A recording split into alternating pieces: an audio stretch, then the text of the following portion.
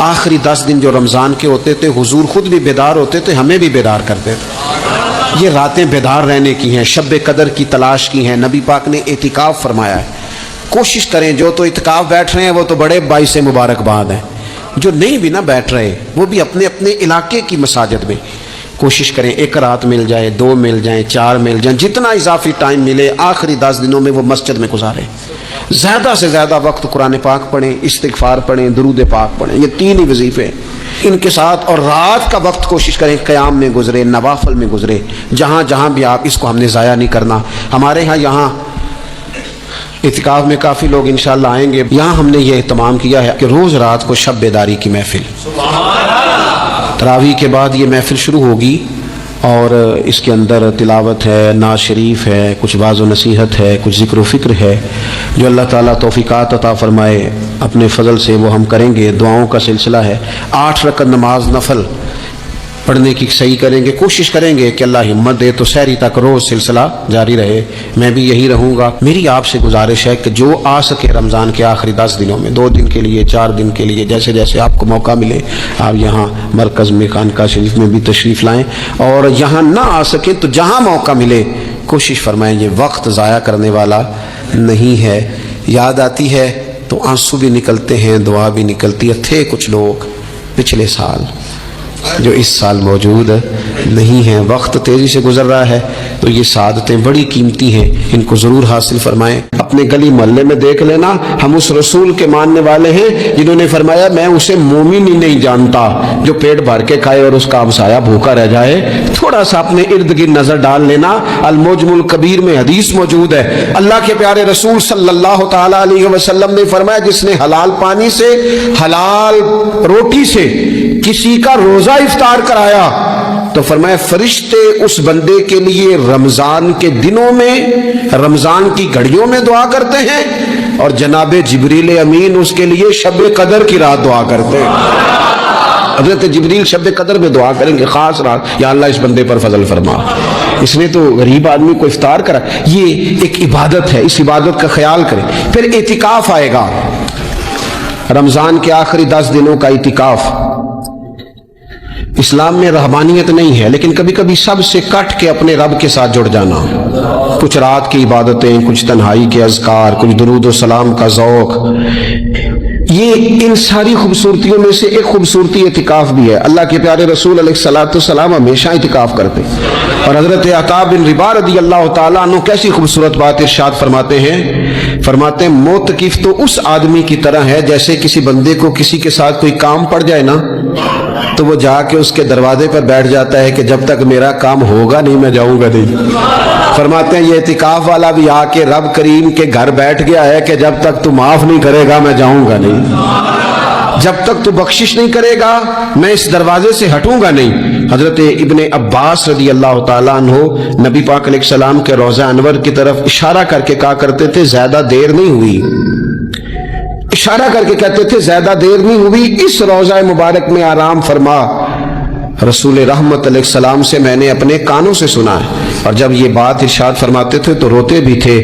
فرماتے ہیں میں نے خود نبی پاک علیہ الصلوۃ والسلام سے سنا ہے کہ جو شخص اللہ تعالیٰ کی رضا کے لیے 1 دن کا بھی اعتکاف کرے گا نا،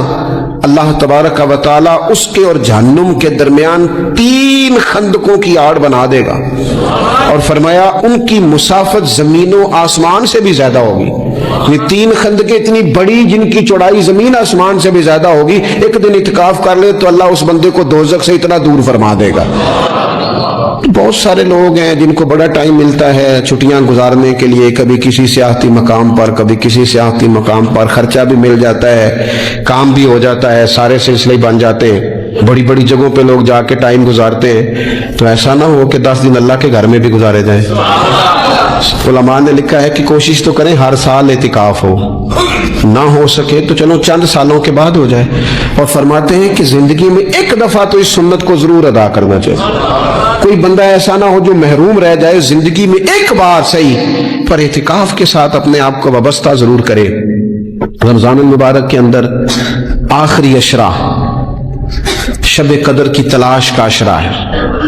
اللہ کے پیارے رسول صلی اللہ تعالی علیہ وسلم ان 10 دنوں میں خود بھی عبادت کرتے تھے اور گھر والوں کو بھی جگایا کرتے تھے،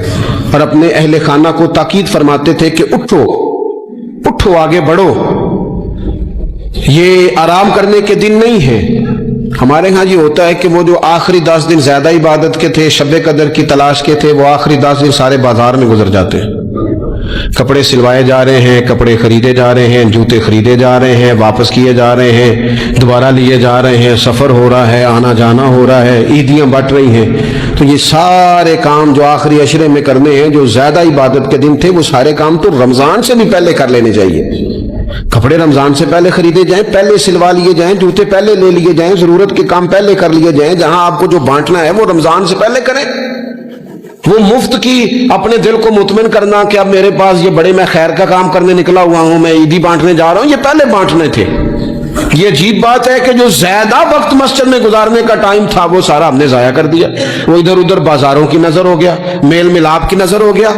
تو اگر چیزوں کو مرتب کیا جائے، میں تو دوستوں سے کہا کرتا ہوں، زکوٰۃ کا حساب، صدقات کا حساب، صدقات فطر کا حساب، جتنے بھی روٹین کے کام ہیں اس کو کوشش کریں رمضان شریف سے پہلے آپ ترتیب دیں، آپ ان چیزوں کو پہلے سے مرتب کریں تاکہ وہ بہترین ہو جائیں۔ ہم تو اس دین کے ماننے والے ہیں جہاں نیت کرو تو اجر شروع ہو جاتا ہے۔ آپ رمضان کی نیت سے جو آج خرچ کریں گے اس کو اللہ تعالیٰ رمضان کے ثواب کے برابر ہی اجر عطا فرمائے گا۔ لیکن وہ ہم کچھ لوگ بڑا ایک صاحب مجھ سے کہنے لگے، جی میں نے سنا ہے صدقہ فطر آخری عشرے میں ہی دینا چاہیے۔ میں نے کہا آپ کا پروگرام تب دینے کا، اس لیے آپ نے یہ گاڑا کر کے سن لیا، ذرا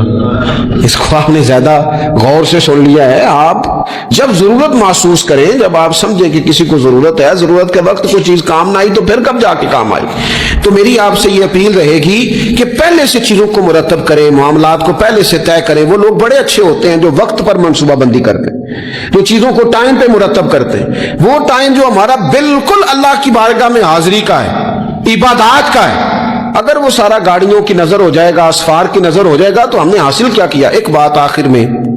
بڑے درد کے ساتھ آپ کی خدمت میں عرض کرنی ہے، ہر سال کہتا ہوں، اس سال بھی کہوں گا، ذاتی اخراجات کو کچھ کم کیا جائے۔ ذاتی اخراجات نہ کچھ لوگوں کے بہت زیادہ ہیں، ان کے اپنے لباس کے، کپڑوں کے، اور وہ اخراج میں نے پچھلے جمعے بھی کہا تھا، اسلام ذبائش کی اجازت دیتا ہے، نمائش کی اجازت نہیں دیتا۔ نمائش والے کام اگر تھوڑے چھوڑ دیے جائیں کچھ بھی نہیں ہوتا۔ میں تو شاید اگر میں سینکڑوں کہہ دوں تو غلط نہیں ہوگا، لیکن 20 تو لوگ ایسے ضرور ہوں گے کہ جو عید ساری سو کے گزارتے ہیں، سارا دن سوئے رہتے ہیں، پتہ نہیں وہ اتنے مہنگے مہنگے کپڑے کس لیے خریدتے ہیں۔ عید کی نماز پڑھی، سو گئے،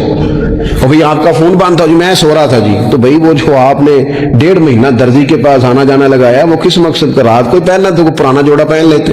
ایسی مصیبت کیا بنی ہوئی تھی؟ اتنے مہنگے کپڑے خریدے، اتنا مہنگا جوتا لیا اور دن سارا سو کے گزار دیا۔ ذاتی اخراجات کم کریں۔ پتہ کیا ہے، فرق بہت بڑھتا جا رہا ہے، بہت بڑھتا جا رہا ہے۔ یعنی ایک جگہ پہ چیزیں پڑی ہیں، خراب ہو گئی ہیں، کھانے کا ٹائم نہیں، پہننے کا ٹائم نہیں، اور ایک جگہ وہ ہے کہ جہاں لوگ دوائی کو ترس رہے ہیں۔ گندم امیر شہر کی ہوتی رہی خراب، اور بچی کسی غریب کی فاقوں سے مر گئی، اور کسی نے کہا تھا کہ غریب شہر تو فاقوں سے مر گیا لیکن امیر شہر نے ہیرے سے خودکشی کر لی، اللہ معاف فرمائے۔ تو بہت ساری جگہوں پہ لوازمات زیادہ ہیں، اخراجات زیادہ ہیں، تکلفات زیادہ ہیں۔ اس رمضان میں مہنگائی کا جو زور ہے، حالات کی جو سنگینی ہے، اور تھوڑا پیچھے جائیں تو غریب علاقوں میں جس قسم پرسی کے ساتھ لوگ اپنا وقت بتا رہے ہیں، اگر صرف امیر لوگ اپنے کچھ ذاتی اخراجات کو کنٹرول کرنے میں کامیاب ہو جائیں تو بڑے سارے لوگ ایسے ہیں جن کے لیے وہ خوشیاں بانٹنے کا ذریعہ بنیں گے، اسباب دے، اور ویسے بھی زندگی سادہ کریں، آسان ہو جائے گی۔ رسول پاک صلی اللہ تعالی علیہ وآلہ وسلم نے پتہ روزے دار کی فضیلت کیا بیان فرمائی؟ اللہ کے محبوب صلی اللہ تعالی علیہ وسلم فرماتے ہیں کہ رب فرماتا ہے، ابن آدم کا ہر عمل اس کے لیے ہے، روزہ میرے لیے، اور فرمایا میں خود جزا دوں گا روزے کی، میں خود جزا دوں گا روزے کی۔ اور حضور فرماتے ہیں روزہ ڈھال ہے، جو شخص روزہ دار ہو وہ بےہودگی سے، فحش گوئی سے اجتناب کرے۔ اور اللہ کے محبوب صلی اللہ تعالی علیہ وسلم فرماتے ہیں اگر کوئی شخص اسے گالی دے، اگر کوئی شخص اس سے جھگڑا کرنا چاہے تو پتہ کیا جواب دے؟ اسے کہے بھئی میں روزے دار ہوں، میرے منصب کا تقاضا نہیں کہ میں تیرے ساتھ الجھوں۔ اور رسول پاک صلی اللہ علیہ وسلم فرمانے لگے اوہو اتنی بڑی بات، حضور فرمانے لگے، یہ صحیح مسلم کے لفظ ہیں، کریم محبوب فرمانے لگے مجھے اس رب کی عزت کی قسم جس کے قبضے میں محمد عربی صلی اللہ علیہ وسلم کی جان ہے، حضور فرماتے روزہ دار کے منہ کی خوشبو اللہ تعالیٰ کے نزدیک قیامت کے دن مشک کی خوشبو سے بھی زیادہ وقت والی ہوگی۔ اس کے منہ سے جو خوشبو آتی ہے قیامت میں مشک پیچھے رہ جائے گا، اور رب کی بارگاہ میں صرف روزہ دار کے منہ سے، اگر تیرے منہ کی خوشبو رب کو اتنی پسند ہے تو تجھے بھی تو اپنے منصب کا خیال ہونا چاہیے کہ میں نے روزہ رکھا ہوا ہے، میں روزہ دار ہوں۔ اور میرے نبی پاک علیہ السلام کے یہ دو لفظ ہیں نا، وہ صوفیاء ہیں نا، اللہ کے نیک بندے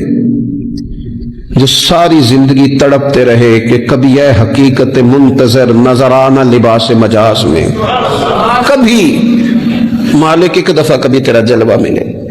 کبھی یہ حقیقت منتظر نظر آنا لباس مجاز میں، لاکھوں سجدے تڑپ رہے ہیں میری جبین نیاز میں، اور جو ساری زندگی کہتے رہے کہ ہم تو عمر دراز مانگ کے لائے تھے 4 دن، 2 آرزو میں کٹ گئے، 2 انتظار میں، کہ دیکھو انہیں انعام ملنے لگا ہے۔ جو اس کی راہ کے سوالی تھے، جو اس کے رستے کے مسافر تھے، جو اسے پانا چاہتے تھے، جو اس کی دید کرنا چاہتے تھے، جو اس سے ملنا چاہتے تھے، میرے رسول پاک علیہ السلام نے فرمایا روزہ دار کو 2 خوشیاں ملیں گی۔ ایک خوشی اس وقت ملتی ہے جب وہ افطار کرتا ہے، اور فرمایا ایک خوشی اس وقت ملے گی جب وہ اپنے رب سے ملاقات کرے گا، جب وہ اس سے ملے گا تو اس وقت روزہ دار کو خوشی ہوگی۔ میرے دوستو خوشی تو جو ہوگی سو ہوگی، لیکن یہ لفظ بڑے حسین نہیں کہ روزہ دار کی رب سے ملاقات ہوگی، یہی لفظ بڑے باکمال نہیں؟ ایک روایت میں تو یہ ہے نا کہ روزہ میرے لیے ہے میں اس کی جزا دوں گا، اور ایک روایت میں یہ ہے کہ روزہ میرے لیے ہے اور رب فرماتا ہے میں خود روزے کی جزا ہوں،